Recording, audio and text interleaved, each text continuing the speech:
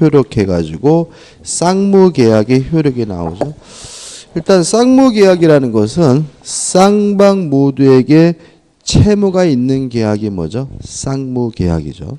그래서 1번 쌍무계약의 특질에서 쌍무계약의 결련성이라고 나왔는데 이 결련성이란 말 자체는 연관성, 관련성 이런 얘기거든요. 1번 성립상의 결련성. 쌍방 모두에게 채무가 성립해야 쌍무계약이다. 2번 이행상의 결련성. 쌍방의 채무는 동시에 이행해야 되는 것이고 따라서 이걸 우리가 이행상의 결련성이라고 하고요. 존속상의 결련성. 쌍방 모두에게 채무가 있어야 된다는 말은 한쪽 편의 채무가 소멸하면 타방의 채무도 소멸한다. 이런 말이죠. 그 다음 동시항변권인데 중요하죠. 일단 이건 뭐냐면 이행상의 결련성입니다. 넘겨보시면 의 쌍무계약의 쌍방의 채무는 동시에 이행해야 되는 것이고 따라서 지는 안 하면서 해달라고 요구하면 나는 못하겠다라고 거부할 수 있는 권리가 동시이행 항변권이죠. 따라서 2번 법적 성질에서 연기적 항변권이다. 다시 말하면 상대방이 이행할 때까지 뭐 하는 거죠? 연기하는 것이고요. 3번 성립 요건인데 가번 쌍방의 채무가 쌍무계약으로부터 발생해야 돼요. 만약에 쌍방 모두에게 채무가 있지만 별개 계약으로부터 발생한 채무라면 동시이행 관계가 아니라는 걸 일단 기억해 두시고요. 우측의 나번에서 쌍방의 채무가 뭐에 있어야 되냐면 변제기에 있어야 돼요. 여기서 중요한 논리가 나오는 거죠. 선이행 의무자죠. 먼저 이행하기로 한 선이행 의무자는 원칙적으로 동시이행 항변권을 행사할 수가 없는 거다. 왜냐하면 먼저 이행하기로 했다면 먼저 해야 되는 거죠. 네가 안 하면 나도 못하겠다라고 뭐 할 수 없는 거예요? 거부할 수가 없는 거죠. 근데 항상 그러느냐? 아닐 수도 있습니다. 다만 예외적으로 선이행 의무자도 동시이행 항변권을 행사할 수가 있어요. 첫째, 상대방에게 이행이 곤란한 현저한 사유가 존재하는 경우죠. 사유가 존재하게 됐다면 선이행 의무자도 동시이행 항변권 행사할 수가 있고요. 두 번째 우리 판례가 인정하는 건데 선이행 의무자가 이행을 지체하던 중 상대방에게도 상대방의 이행기가 도래한 경우입니다. 이때는 선이행 의무자도 동시이행 항변권을 행사할 수가 있어요. 자, 이거 가지고 우리 사례를 좀 한번 생각해 보자고요. 예를 들어서 갑이 소유하고 있는 A 건물을요.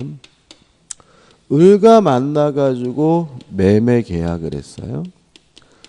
매매 계약은 쌍무계약이니까 쌍방의 의무는 동시이행 관계지만 실제로는 부동산을 거래할 때는 매매 대금을 나눠서 주죠. 일반적으로 중도금을 먼저 주고요. 그리고 나서 마지막에 잔대금, 잔금을 지급하게 되는데 실제로 동시이행 관계인 것은 잔금을 지급하는 것과 이전 등기 서류를 교부하는 것이 동시이행 관계입니다.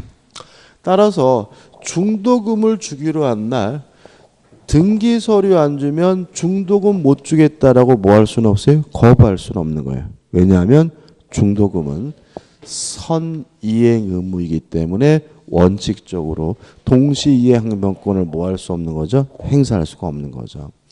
근데 만약에 중도금을 주기로 한 날 등기부 등본을 떼봤더니요. 갑자기 그 부동산에 가압류가 설정이 돼 있어요. 그러면 바보가 아닌 다음에야 요 가압류 말소하기 전까지는 중도금 못 주겠다라고 뭐 할 수 있겠습니까? 거부할 수가 있겠죠. 이게 무슨 말인 거죠? 이행이 곤란한 현저한 사유가 있다면 선이행 의무자도 동시이행 항변권을 뭐 할 수 있죠? 행사할 수가 있다. 이런 얘기죠. 근데 이런 가압류 같은 거 없었어요. 아이고. 가압류 같은 거 없고 그냥 안 줬어요.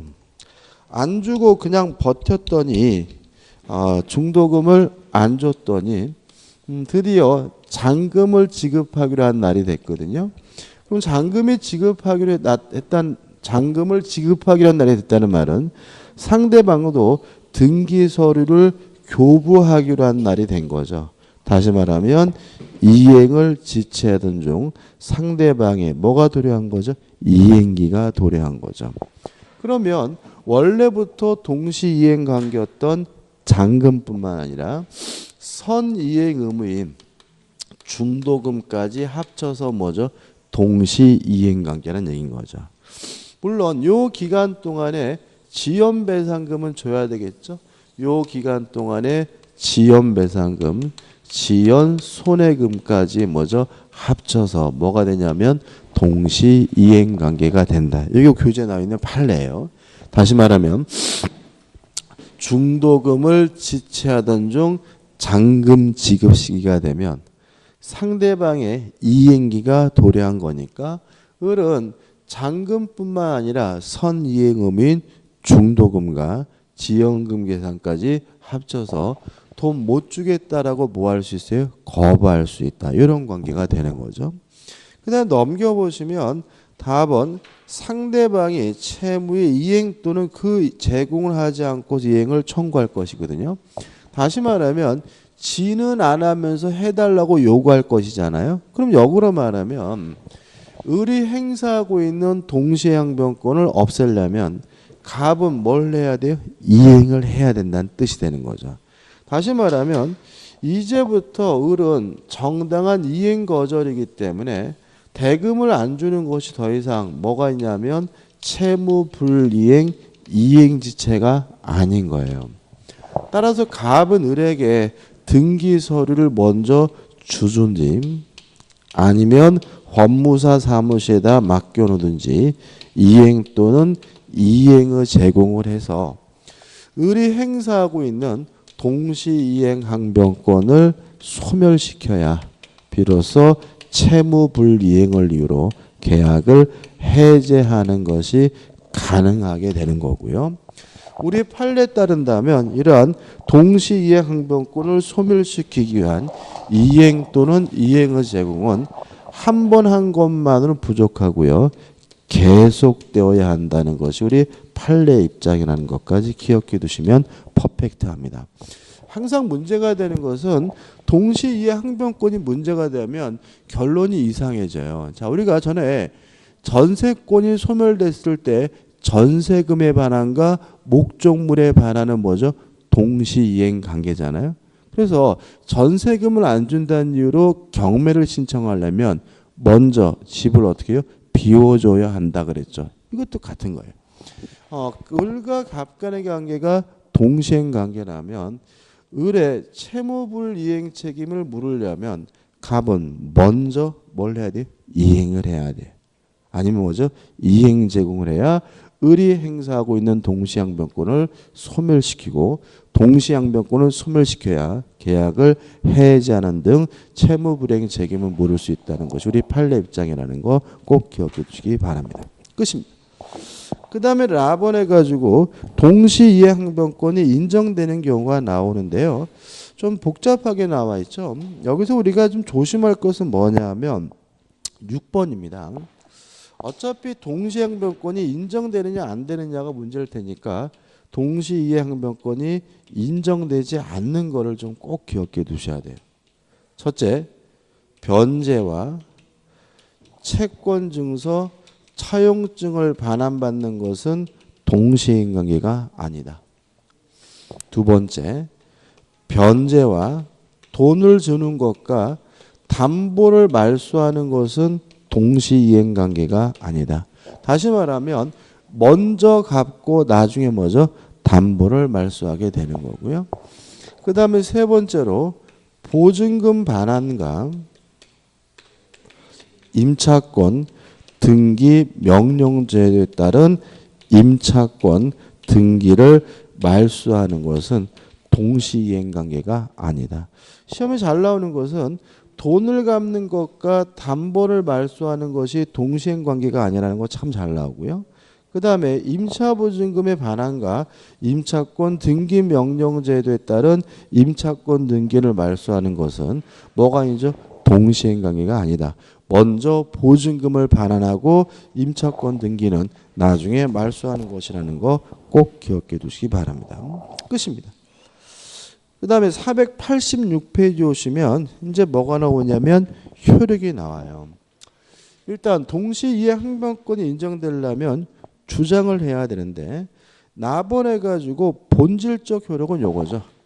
동시이행 항변권이 인정이 된다면 더 이상 뭐가 아니죠? 채무불이행 이행지체가 아닌 거고요. 판례가 나오고 답은 소송상의 효력인데 만약에 동시이행 항변권이 인정이 된다면 을은 갑에게 매매대금을 지급하고 갑은 이전 등기를 하라고 판시를 할 테니까 결국은 쌍방의 급부를 교환하게 된다. 그래서 상한 급부 판결 또는 일부 승소 판결을 내리게 된다는 것까지 기억해 두시면 됩니다. 대표예제에서 외울 게 있습니다. 1번인데 동시이행 항변권이 붙은 채권은 자동 채권으로 상계할 수 없다. 이거 외우세요. 그러니까 우리가 상계가 시험 범위가 아니기 때문에 자동 채권이다 이런 용어는 몰라도 돼요. 그냥 결론만 기억하시면 되고 답은 2번인데 자 우리가 동시이행 항변권을 소멸시키려면 뭘 하면 되는 거죠? 이행을 하면 되는 거죠. 그죠? 이행을 하면 동시이행 항변권을 소멸시키죠. 그러면 경계가 이행이에요? 아니에요? 이행이죠. 그죠? 우리가 기억나세요?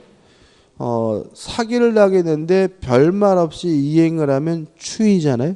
그 추인 속에 뭐도 들어가요?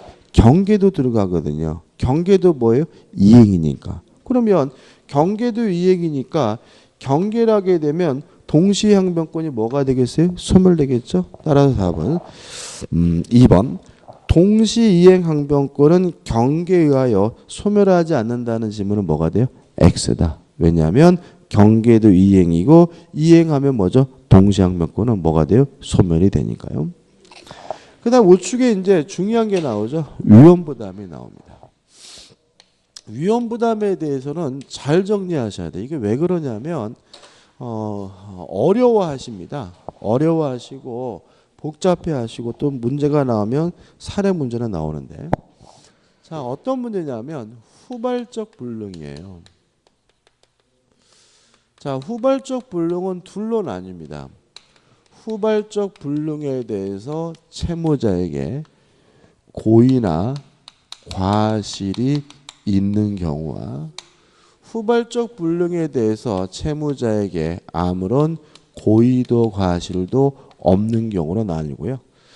만약에 후발적 불능에 대해서 채무자에게 고의 과실이 있다면 채무 불이행 중에서도 뭐가 되냐면 이행 불능이 돼요.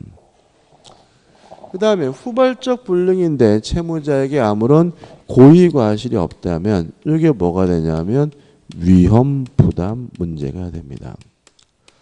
따라서 위험 부담이란 후발적 불능이고 채무자에게 아무런 고의도 과실도 없을 때 누가 책임을 부담하느냐 문제가 뭐가 돼요?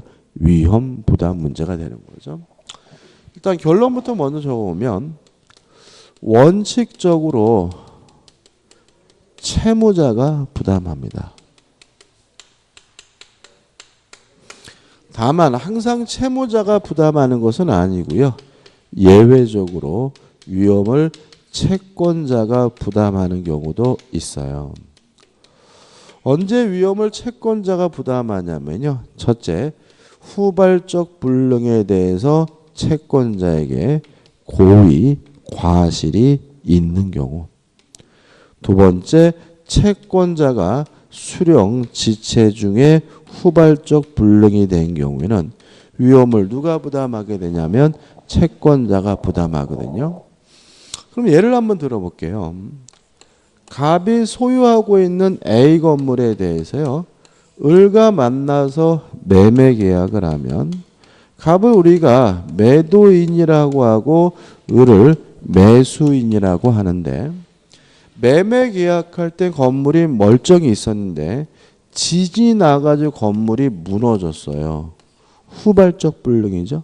여기서 누가 채권자냐 채무자가 문제인데 매매 계약은 쌍무 계약이니까 쌍방 모두가 채무자이기도 하고 채권자이기도 한 거거든요. 근데 지금 문제가 되고 있는 것은 건물이 무너진 것이 문제니까 이때는 돈을 가지고 채권자 채무자를 따지는 것이 아니라 건물을 가지고 채권자 채무자를 따지기 때문에 채무자는 누구를 말하냐면 매도인을 말하는 거죠. 채권자는 누구를 말하냐면 매수인을 말한다는 거죠. 여기서 돈을 기준으로 해가지고 채권자 채무자가 뒤바뀌어 버리면요 내용이 완전히 뭐가 돼요? 삼천포가 되는 거죠. 그 다음에 내용은 이렇게 되죠. 지진이 나서 건물이 없어지면 갑은을에게 건물을 못 넘겨주고요. 을은 바보가 아닌 다음에 매매 대금을 주지 않을 테니까 지진 때문에 피해보는 사람은 누구죠? 매도인 뿐인 거다. 따라서 위험을 원칙적으로 채무자가 부담한다는 말은 쌍방 모두 이행하지 않는다는 의미가 되는 거죠. 결과적으로 누구만 피해보죠? 매도인이. 물론 만약에 이행한 것이 있다면 이때는 부당 이득으로서 뭐 받을 수 있어요? 반환받을 수가 있는 거죠. 예를 들어서 을이 이미 갑에게 매매대금 중에 2억 원을 지급한 상태라면 이 2억 원은 뭐 할 필요 없죠? 줄 필요가 없는 돈이니까 돌려달라. 부당이득으로서 뭐 할 수 있어요? 반환받을 수가 있다. 이렇게 되는 거죠. 그 다음에 지진 나서 건물이 없어진 것이 아니라 채권자 매수인의 과실로 건물이 불타서 없어진 거예요. 그러면 갑이 건물을 못 넘겨주게 됐다는 점은 똑같지만 누구 때문이죠?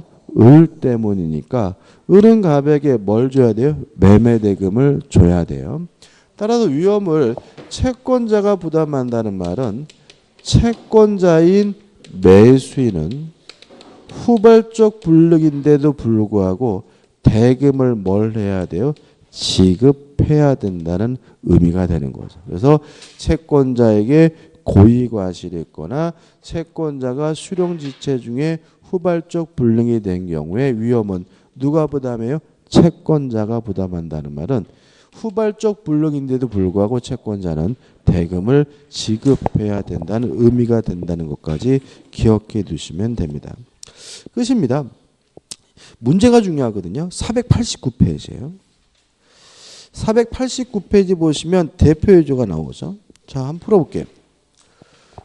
특정한 건물을 갑이 을에게 매도하는 계약을 맺었는데 이 건물이 병이 방하여 소실됐어요. 그러면 병이 방하했다는 말은 채권자 채무자에게 그 누구에도 뭐가요? 고의과실이 없다는 얘기죠.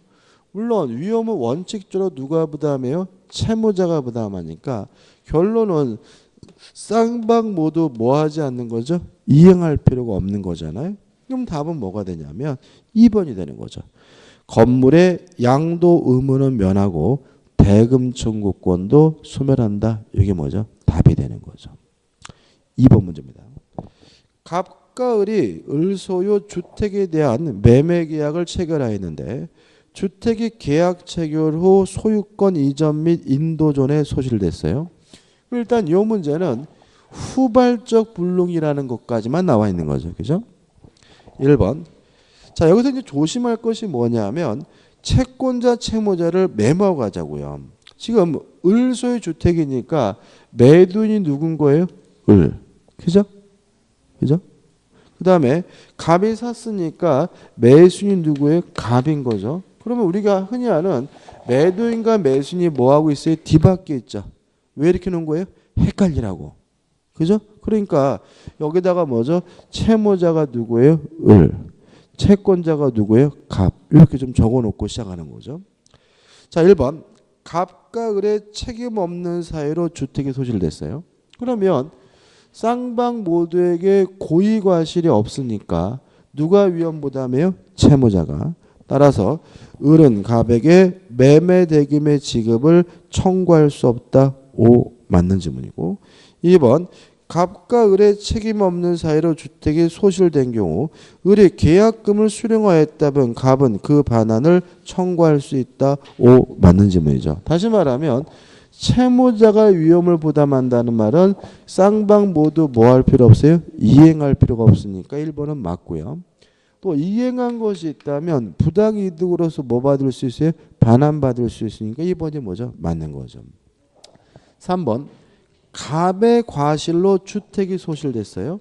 그러면 채권자 갑에게 뭐가 있어요? 과실이 있는 거죠. 그럼 누가 위험 부담해요? 채권자가. 보시면 을은 갑에게 매매 대금의 지급을 청구할 수 있다. 맞는 지문이죠. 왜요? 채권자 매수인은 후발적 불능인데도 불구하고 뭘 해야 돼요? 대금을 지급해야 되니까요. 3번 을의 과실로 주택이 소실됐어요. 그러면 을 채무자에게 과실이 있다는 얘기잖아요. 채무자의 과실이 있으면 위험 부담이 아니라 뭐죠? 이행불능 채무불행이니까 계속 보시면 갑은 계약을 해지할 수 있다. O 맞는 짐인 거죠. 5번 갑의 수령지체 중입니다. 자, 수령지체 중에 후발적 불능이 되면 누가 위험을 부담해야 돼요? 채권자가 부담해야 되니까 갑과 을의 책임 없는 사유로 주택이 소실된 경우 을은 갑에게 매매 대금의 지급을 청구할 수 없다는 지문은 뭐가 돼요? X가 되는 거죠. 그래서 요 2번 문제는 위험 부담의 전부예요. 그래서 요거를 별표에 두시고 요것과 함께 어떻게 해요? 같이 기억하시 연습하시면 위험 부담 문제는 해결되게 됩니다. 아주 시험에 잘 나오죠.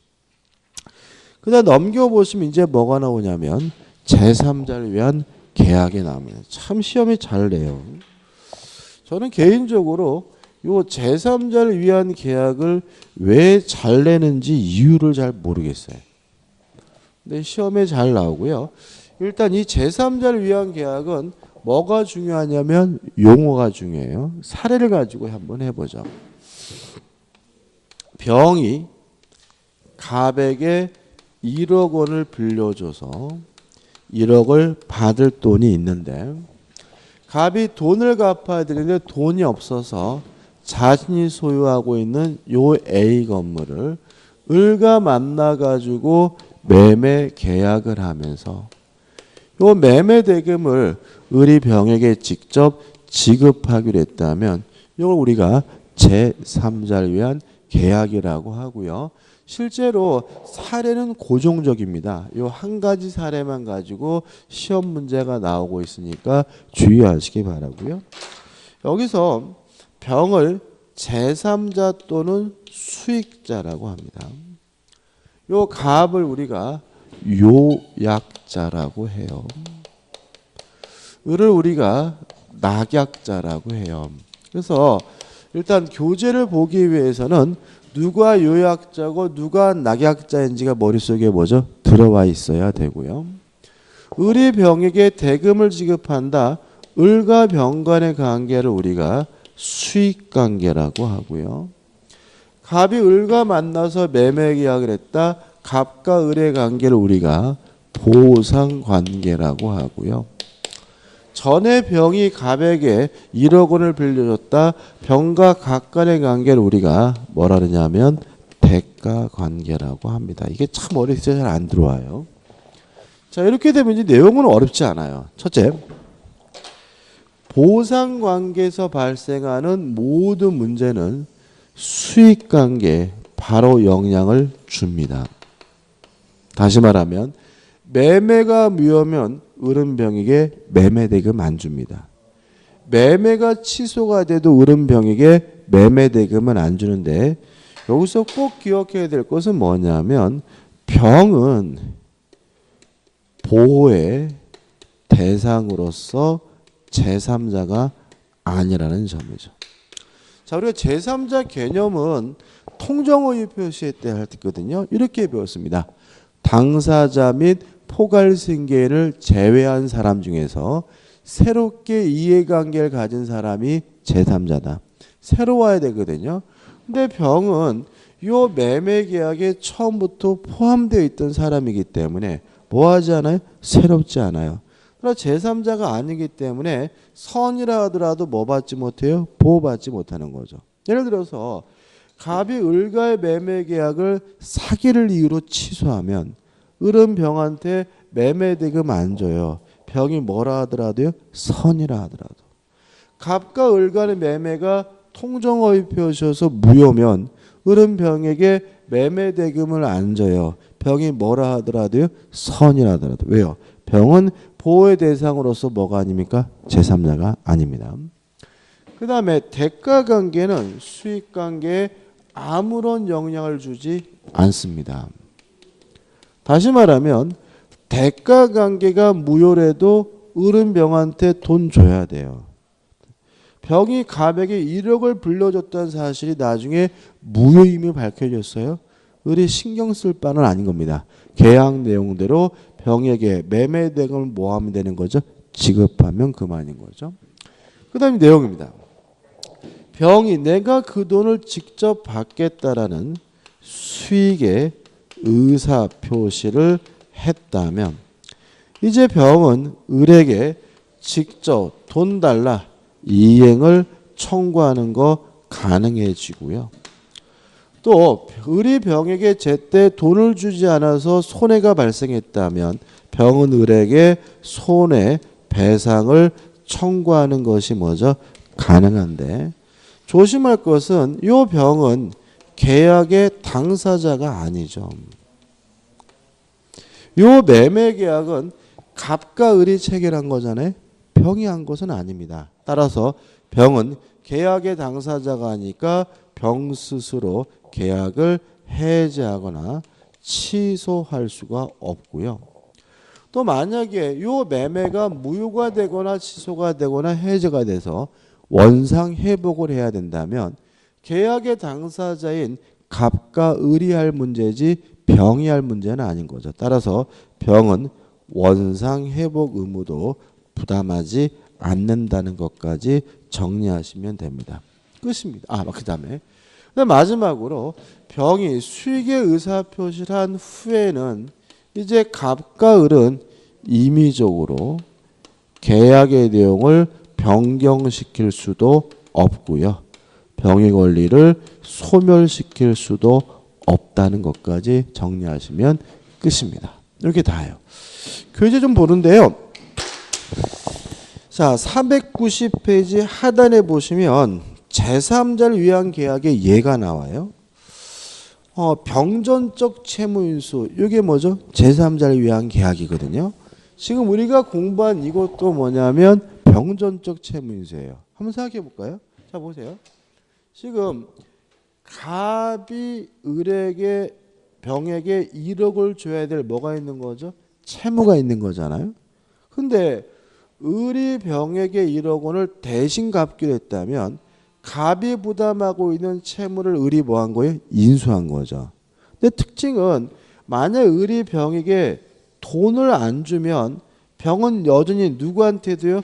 갑한테도 1억을 달라고 여전히 뭐 할 수 있어요? 요구할 수 있으니까 을이 채무를 인수했더라도 갑의 채무가 뭐 되진 않아요? 소멸되진 않죠. 이런 우리가 뭐죠?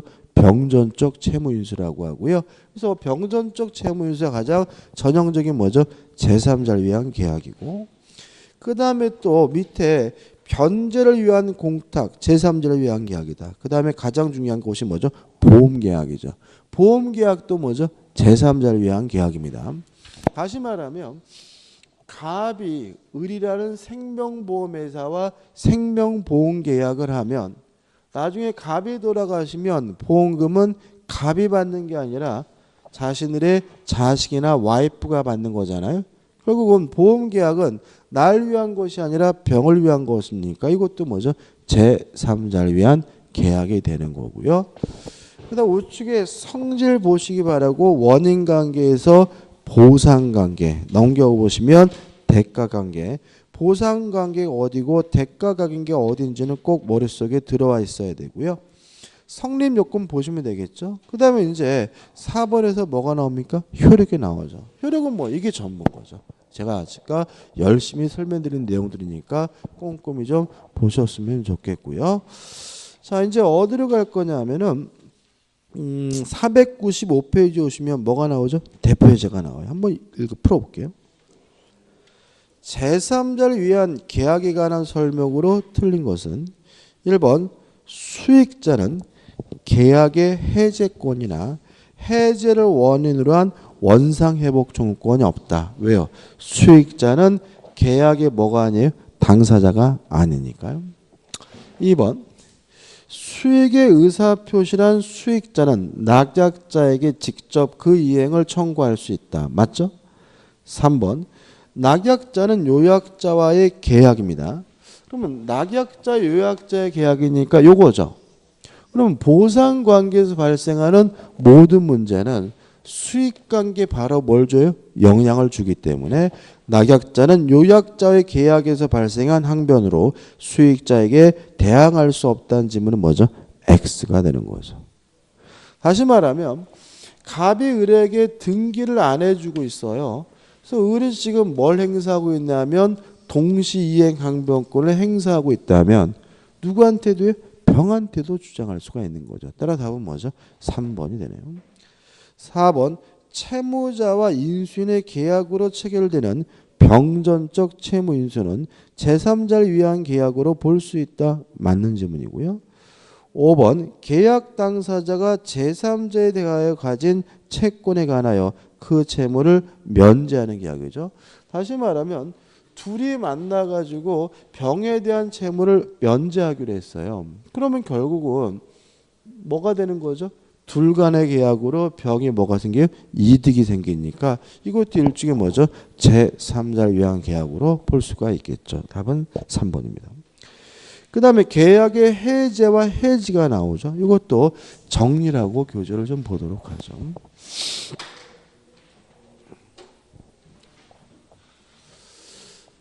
자, 일단 유효한 것을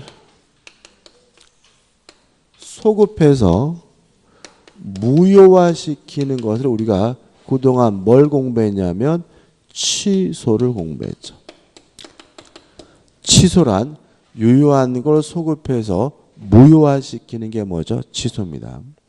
근데 하나 더 배울 건데 뭘 배울 거냐면 해제를 배울 거란 말이죠.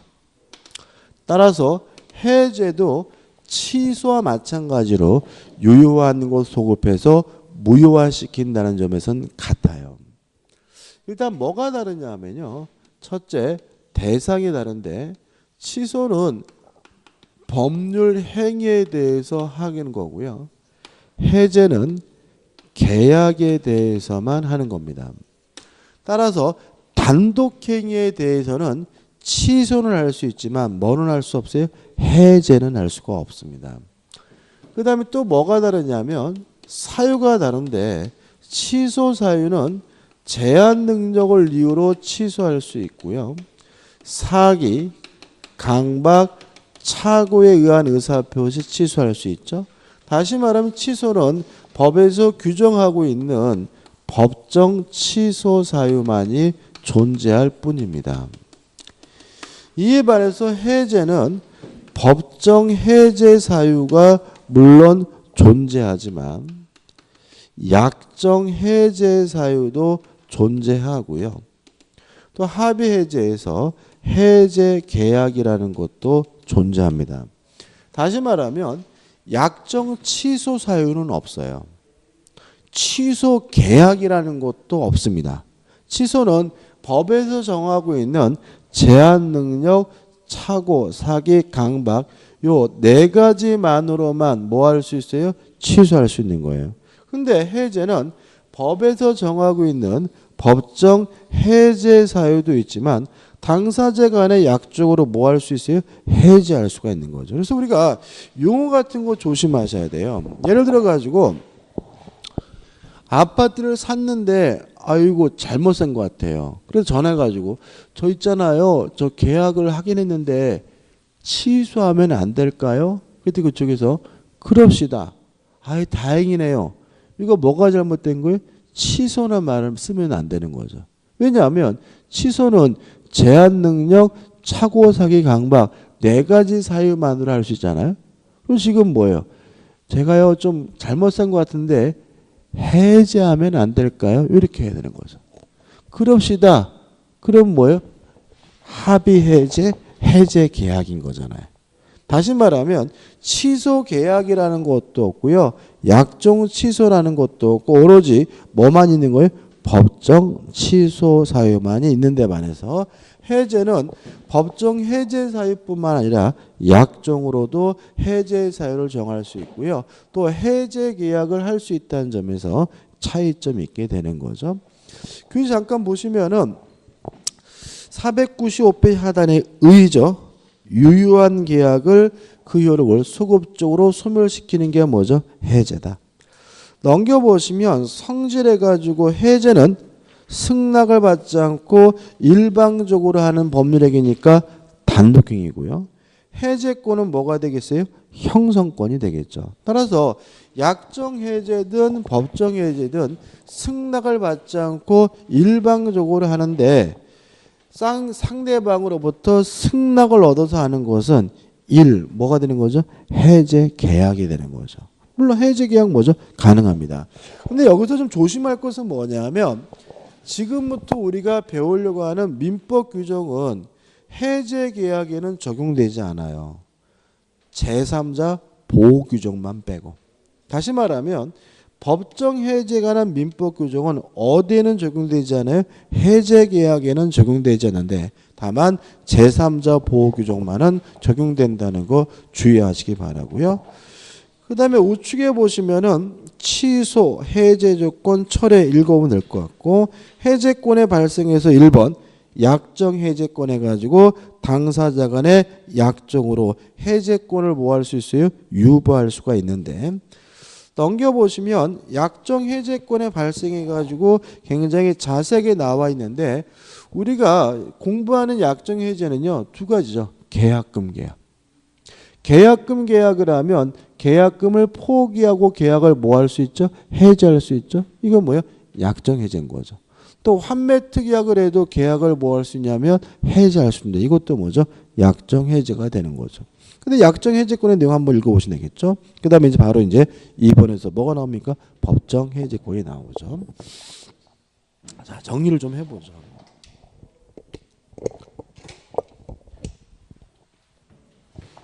지워도 되겠죠.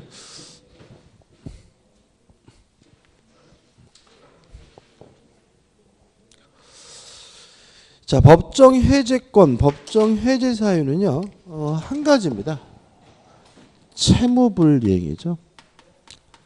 채무불이행이 있으면 계약을 뭐 할 수 있죠? 해제할 수 있다. 그죠? 다시 말하면 채무불이행하면 해제, 해제하면 뭐죠? 채무불이행인데 이 채무불이행이 여러 가지가 있어요. 첫째, 할 수 있는데 안 하는 거. 이거 우리가 이행지체라고 합니다. 일단 이행지체의 경우에는 계약을 해지하기 위해서는 원칙적으로 상당한 기간을 정하여 이행을 최고하고요. 그래도 이행하지 않은 경우에 비로소 계약을 뭐 할 수 있죠? 해제할 수가 있는 거죠.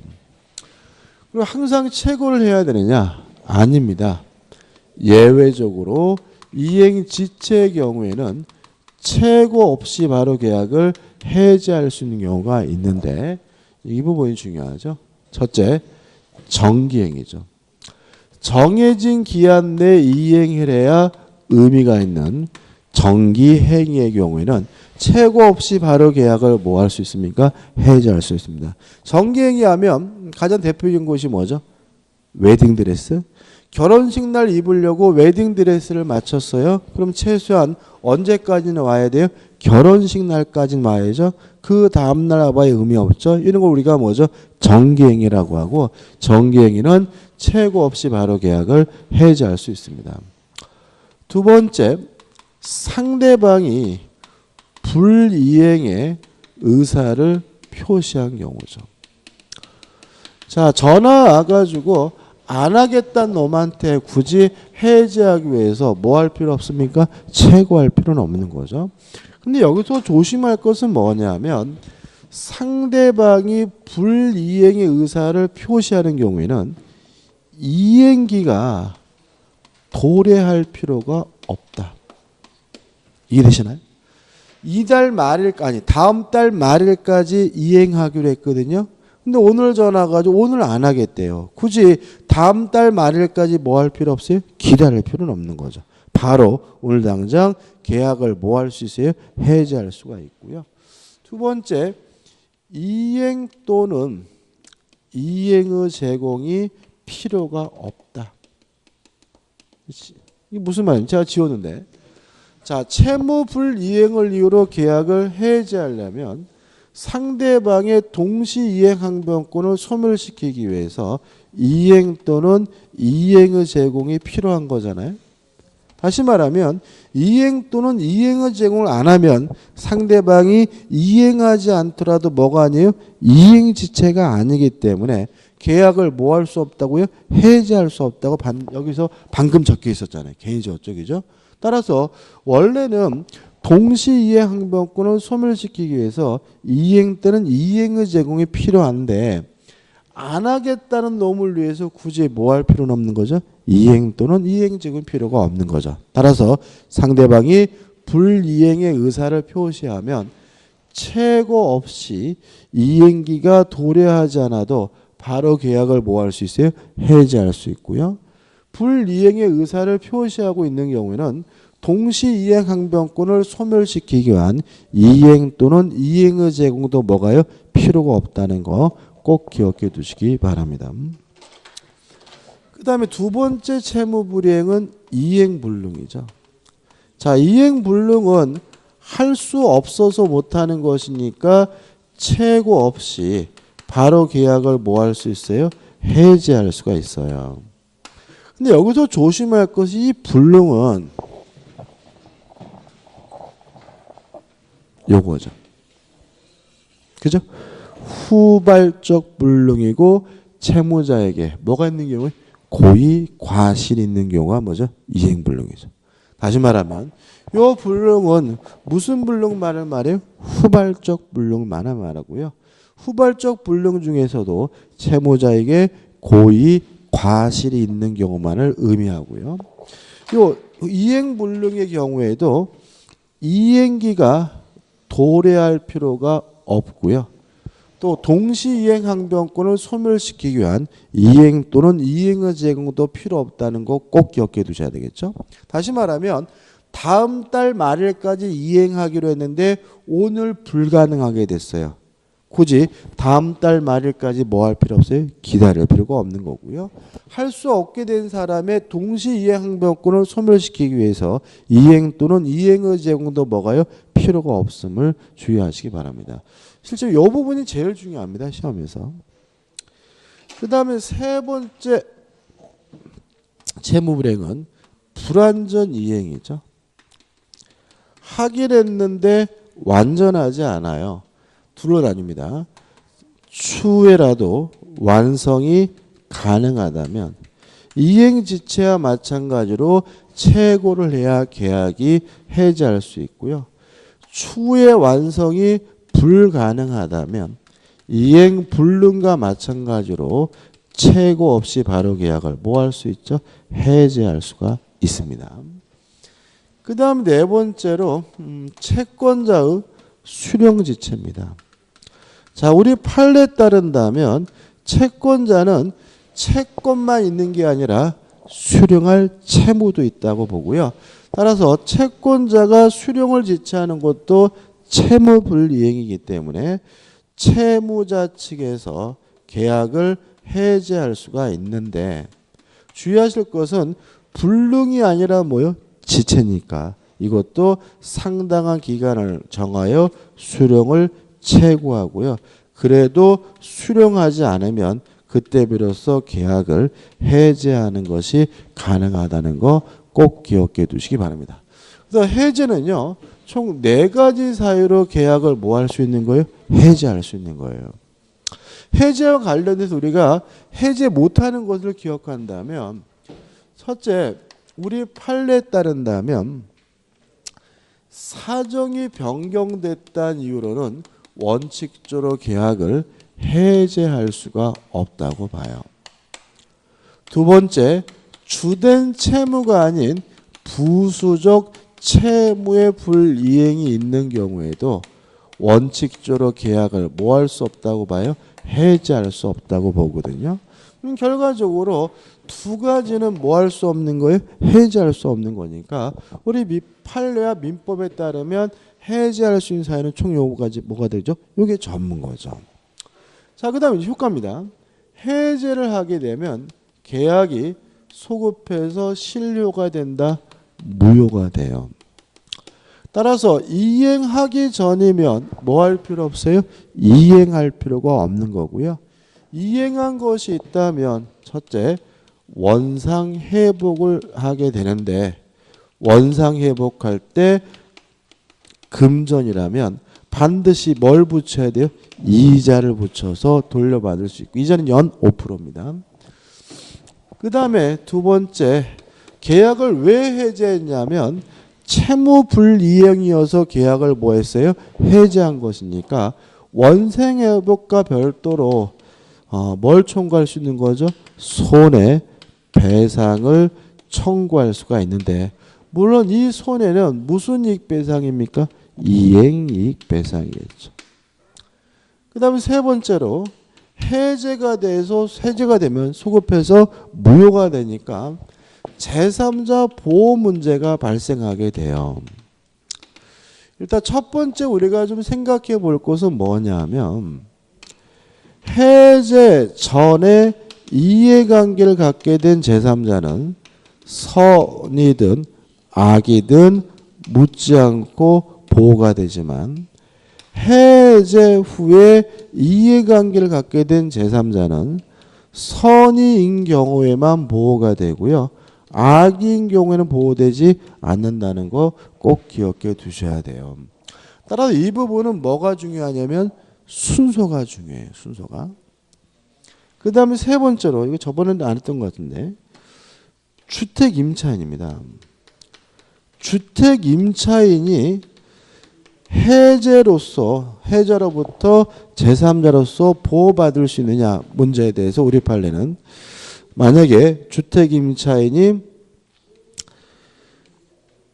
등기까지 한 매수인과 임대차 계약을 했다면 해제로부터 제3자로서 보호받을 수가 있지만 등기하지 않은 매수인과 임대차 계약을 했다면 해제로부터 제3자로서 보호받을 수 없다는 게 판례의 입장이에요. 자, 한번 생각해 보세요.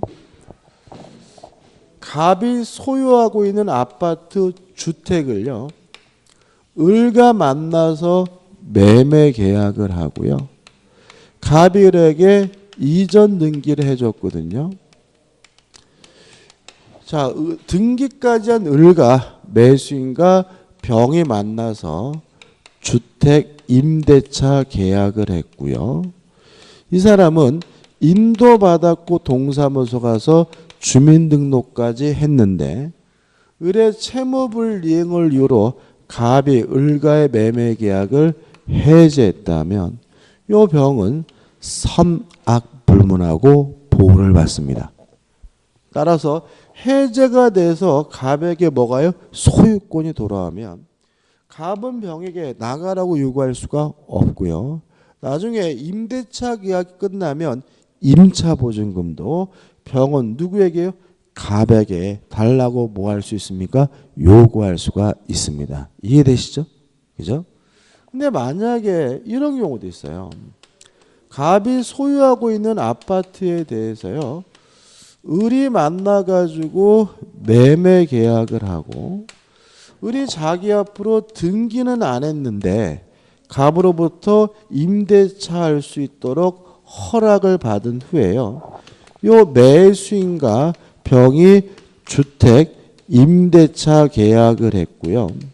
이 사람이 임도 받고 주민등록까지 했는데 을의 채무불이행을 이유로 갑이 을과 매매 계약을 해제했다면 이때 병은 제3자로서 보호받지를 못해요. 따라서 갑이 나가라고 하면 병은 나가야 되고요. 임차보증금도 갑에게 달라고 뭐하지 못해요? 청구하지 못합니다. 따라서 주택 임차인으로서 제3자로서 보호받을 수 있느냐 없느냐 문제는 매수인이 등기까지 했느냐 안 했느냐에 따라서 달라지게 되니까 주의하시기 바랍니다. 참고로 위에 게 흔해요? 밑에 게 흔해요? 이게 흔합니다. 왜 그러냐면 매수인이 등기까지 했다는 말은 매매대금 다 줬다는 얘기잖아요. 그죠? 그러니까 채무불이행으로 해제되는 경우 거의 없어요. 이런 거는. 근데 이런 경우가 흔한 이유는 뭐냐면 보통 을이 갑과 매매 계약을 하면서 제가요 이 아파트를 살려고 하는 게 아니라 투자 목적으로 사는 건데요. 세를 줘서 임차보증금으로 잔금 치를게요. 이렇게 얘기하는 경우가 많아요. 그러면 갑이 어떻게 해요? 그러세요라고 허락을 하겠죠. 무슨 말 아시겠습니까? 그죠? 그러면 을은 자기 앞으로 뭐도 안 하고요. 등기도 안 하고 임대차 전세를 주는 경우가 의외로 많고요.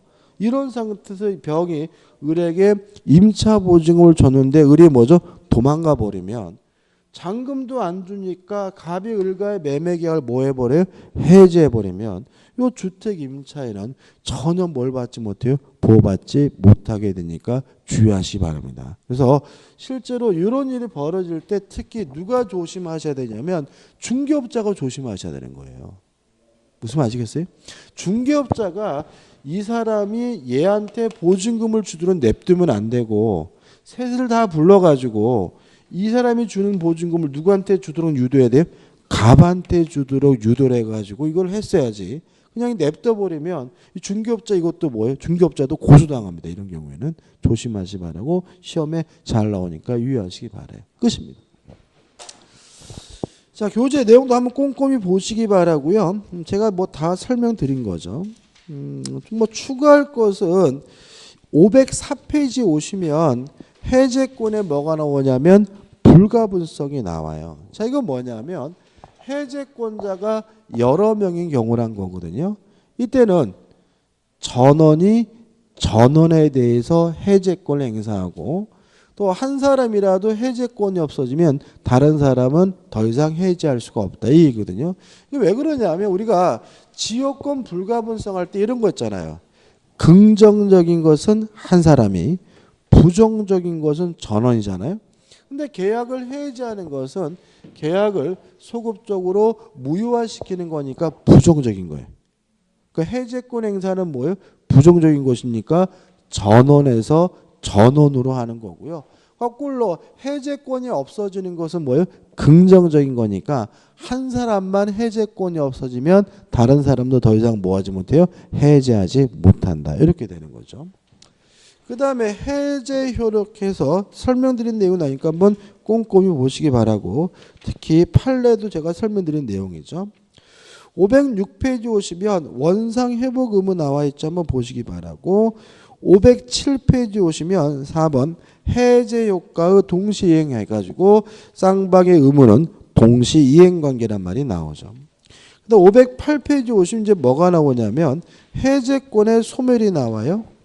특별한 건 없고요. 2번 해제권의 특수한 소멸로 인해서 존속기간이 있으면 존속기간이 경과함으로써 해제권이 소멸된다.